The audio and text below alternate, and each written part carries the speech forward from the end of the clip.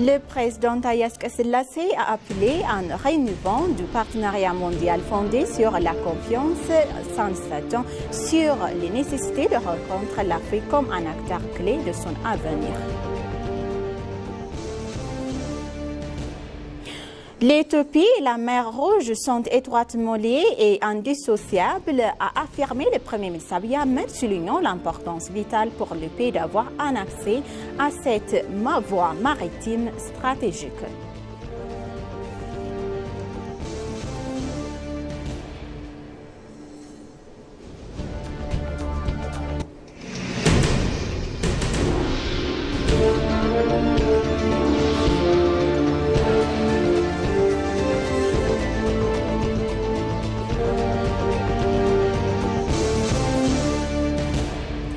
Bonjour chers téléspectateurs et bienvenue sur ABC, c'est notre journal d'aujourd'hui du mercredi 4 février 2026. C'est moi Samra Godado avec le journal, restez avec nous. Le président Taye Selassie a appelé à renouveau du partenariat mondial fondé sur la confiance, insistant sur la nécessité de reconnaître l'Afrique comme un acteur clé de son avenir face au bouleversement géopolitique et à la horizon de la confiance dans les institutions multilatérales. Ces expériences au sommet mondial du gouvernement à Dubaï a souligné que le continent se trouve à un moment stratégique avec des opportunités offertes par l'énergie renouvelable, l'intelligence artificielle et la finance numérique capitale et capable de surmonter des obstacles de développement persistants. L'Afrique n'est pas un simple spectateur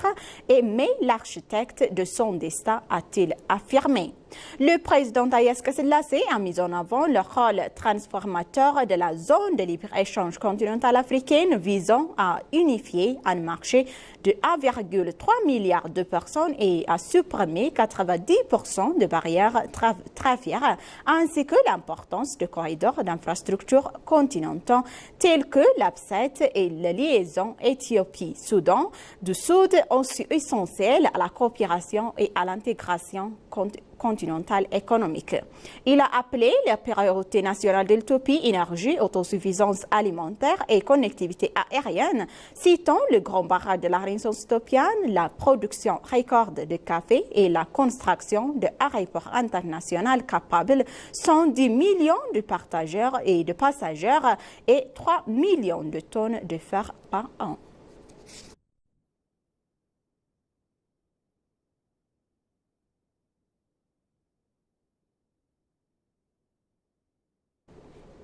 L'Éthiopie et la mer Rouge sont étroitement liées et indissociables, a affirmé le Premier ministre Abiy Ahmed hier, soulignant l'importance vitale pour le pays d'avoir un accès à cette voie maritime stratégique.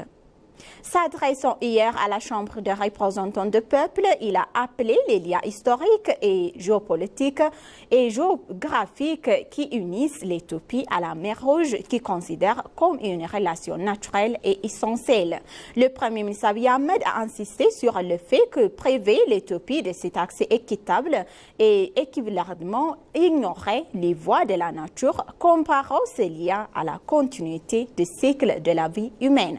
Avec une population d'environ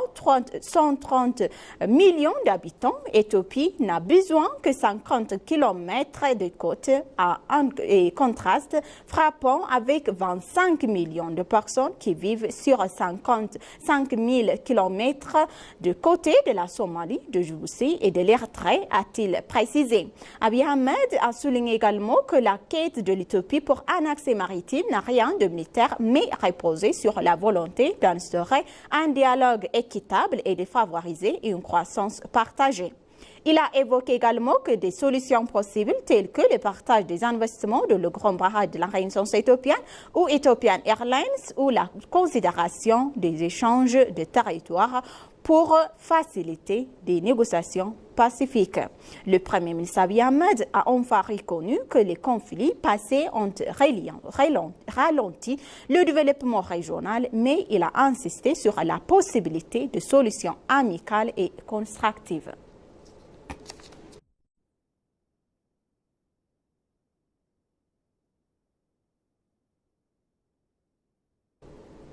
Devant la Chambre de représentants du peuple, hier, le Premier ministre Abiy Ahmed a annoncé une préservation et prévision de croissance économique de 10,2% pour l'année en cours et une performance qui positionne l'Éthiopie parmi les économies les plus dynamiques au monde, c'est en l'absence de ressources pétrolières. Selon lui, cette forte dynamique repose notamment sur une production agricole exceptionnelle avec une récolte de 9,99 millions de quittons réalisés en l'espace de 6 mois, représentant près de 80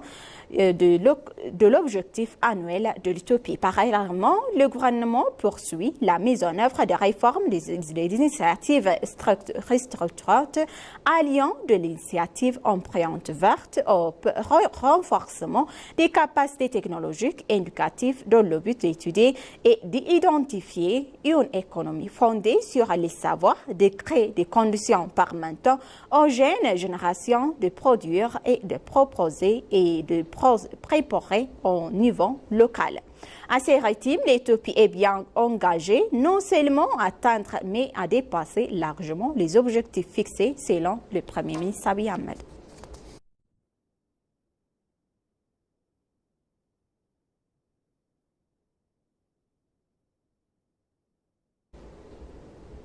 Les performances enregistrées en matière de mobilisation de recettes au cours du premier trimestre de l'exercice budgétaire éthiopien ont conduit le gouvernement fédéral à réajuster à la hausse et son objectif annuel.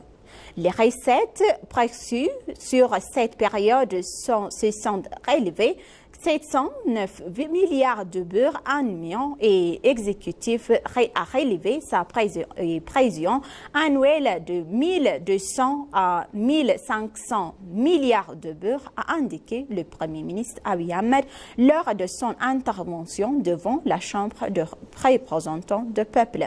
Présentant l'évaluation budgétaire de mi-parcours, le Premier ministre Abiy Ahmed a rappelé que l'administration s'était initialement engagée à mobiliser 1200 milliards de beurre de recettes sur l'ensemble de l'exercice. Toutefois, les résultats obtenus au cours des 6 premiers mois relèvent une performance notamment supérieure aux attentes. Au regard de ces tendances actuelles, la recette fiscale devrait s'établir entre 1810 et 815 milliards de beurre sur les périodes restantes de l'exercice, ce qui permettrait de passer largement l'objectif initial. Le Premier ministre Abiy Ahmed a également indiqué que les recettes cumulées des administrations fédérales et régionales pourraient atteindre 2500 milliards de beurre à condition que les États régionaux mobilisent 1000 milliards de beurre et un tel que partenariat et recettes publiques et après de 9, le produit intérieur brut.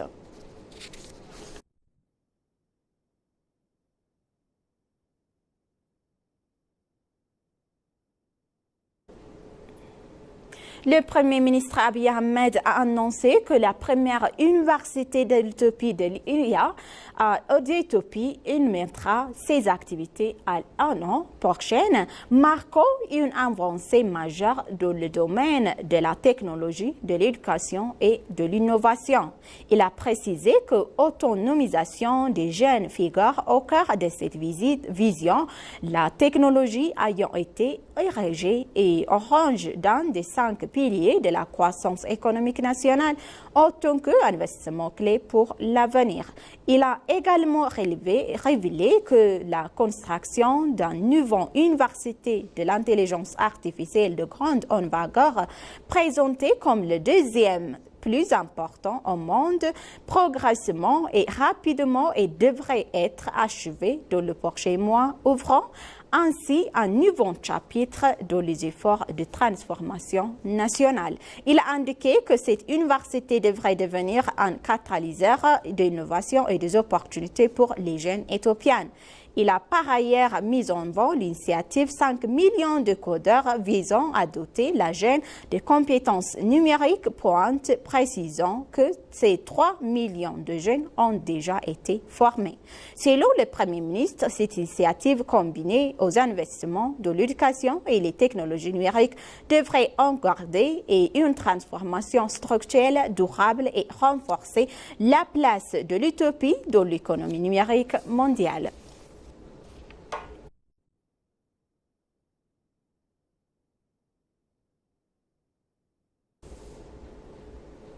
Concernant le grand barrage de la Renaissance éthiopienne, le Premier ministre Abiy Ahmed a déclaré que l'acheminement réussit du grand barrage et assiste sur la capacité additionnelle de l'Éthiopie à concevoir et réaliser de manière autonome des infrastructures de classe mondiale.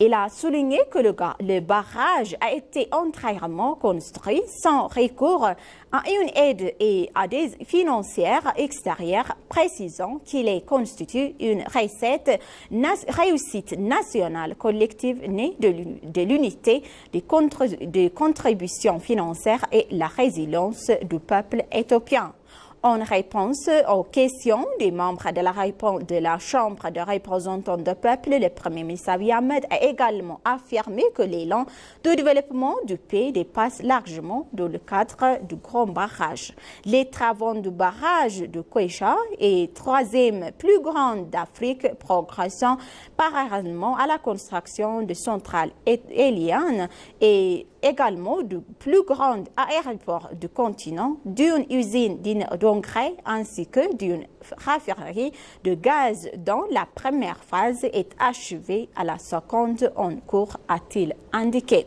Selon le Premier ministre Abiy Ahmed, l'Éthiopie s'impose comme une référence en Afrique en matière de mise en œuvre de projets structurants et illustrant l'approche gouvernementale de la gestion des méga-projets et depuis la planification jusqu'à leur livraison. Il a enfin noté que la culture du travail continue 24 heures sur 24 heures et 7 jours sur 7 jours se ancrane progressivement dans plusieurs régions d'Éthiopie portées sur le projet en cours et le développement des corridors économiques.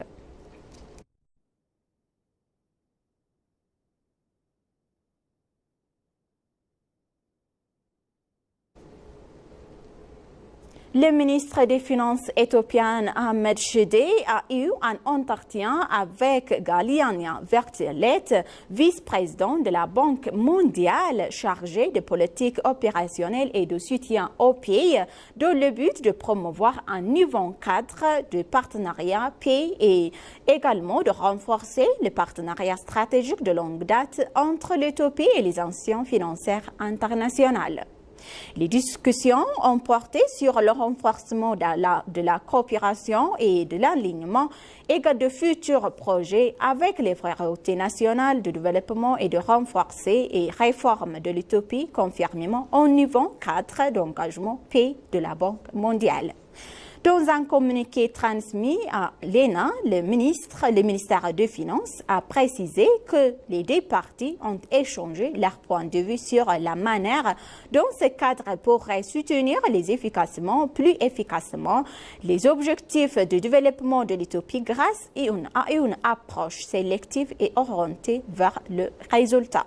Le ministre Ahmed Shide a salué cette nouvelle approche, estimant que c'est l'accent mis sur l'impact et les résultats constituent une opportunité majeure pour accroître l'efficacité du partenariat. De son côté, Galiana et Van Skelet a félicité l'Éthiopie pour ses efforts de réforme et sa gestion économique rigoureuse, réaffirmant l'engagement de la Banque mondiale à soutenir un partenariat solide et à tourner vers l'avenir axé sur les résultats transformateurs. Les deux parties donc ont également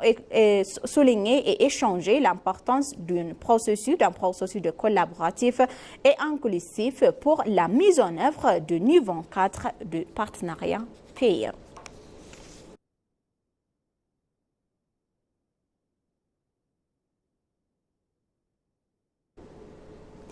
L'Éthiopie et le Banque européenne d'investissement ont officiellement et la conclusion d'un prêt d'un montant de 10,110 millions d'euros destiné à appuyer la mise en œuvre du projet de financement et de développement rural.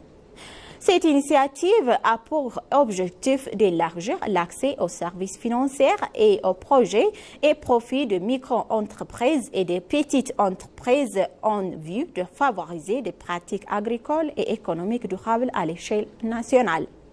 Les ressources financières seront acheminées par la Banque de développement d'Éthiopie vers les institutions financières opérant en milieu rural, notamment les institutions et les microfinances et les coopératives.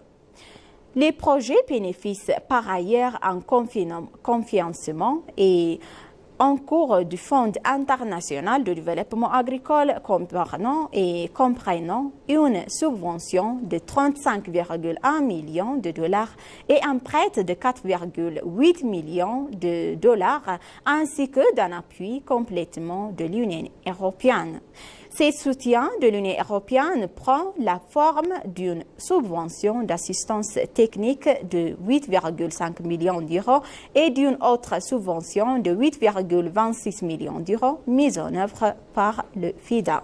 L'accord a été signé par le ministre des Finances Ahmed Shide et le directeur Zambon, chef de la division du secteur public de la Banque mondiale.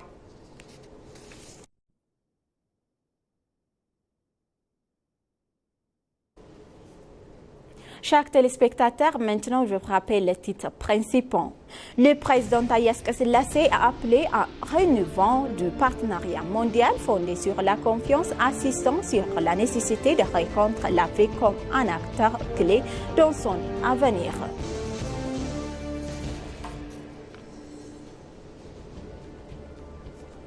L'Éthiopie et la mer Rouge sont étroitement liées et indissociables, a affirmé le Premier ministre Abiy Ahmed, soulignant l'importance vitale pour le pays d'avoir un accès à cette voie maritime stratégique. Merci, chers téléspectateurs, d'avoir resté avec nous jusqu'à la fin de notre journal d'aujourd'hui. Je vous souhaite donc une bonne journée.